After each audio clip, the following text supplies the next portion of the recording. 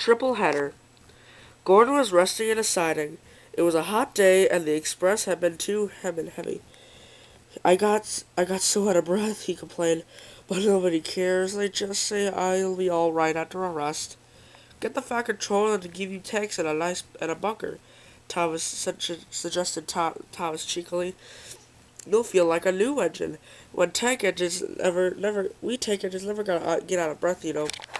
Perhaps it was lucky for Thomas that poor Gordon had the energy to make any reply.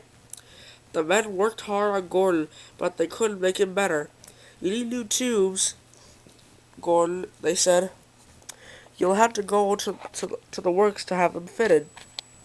While Gordon was mending, Henry pulled the express, but one morning just before Gordon was due back, Henry was ill too. We've no spare engine except Thomas, the inspector the inspector told the Fat Controller, but he can't pull the train on his own. Could Percy help? Asked the Fat Controller. The inspector shook his head. The two of them with Duck might manage, he suggested. It's only as far as the works. They're sure to have a spare engine there. So the three tank engines were coupled together. Thomas nearest the train, then Duck in the middle, and Percy in front. Then slowly they started. Come on, fussed Percy impatiently. Importantly, we're doing it, puffed Duck. Pull harder, grumbled Thomas to the others. The heavy train drew out of the platform. The engines could not go fast as Gordon, but the passengers didn't mind. They knew that Percy, Thomas, and Duck were doing their best. Expresses are not like branch line trains. They don't stop at all the little stations, and the engines don't have a chance to get their breath back.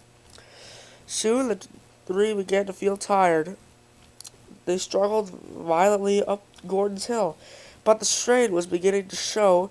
I'm glad we didn't stick there, thought Thomas. Gordon would have never let us hear the last of it. But the hill proved too much for Percy. His driver blew his whistle and stopped the train. We can't take you off, Percy, said Thomas's driver. Do the best you can to keep your brakes off. It's not far. This made things harder for the other two, but they struggled on gamely, twin columns of steam shooting high into the air. We're nearly there, puffed Thomas and Duck together as they summoned a last brave effort. Poor Percy had no steam left to say anything. They were just passing the works when Duck found he could go no further. Thomas could not pull a heavy train on his own, and the cavalcade came to a standstill a few yards short from the station platform. And there, watching from the works siding, was Gordon. The Fat Controller, who had been on the train, told the three engines how proud he was of them. He was proud of them. You did very well to get so far, he said, and now you deserve a rest. Percy, and Thomas were uncoupled, and a new engine took their place. As the tank engines moved wearily away, Gordon looked at Thomas and smiled. Then he took 3 deep breaths and he winked.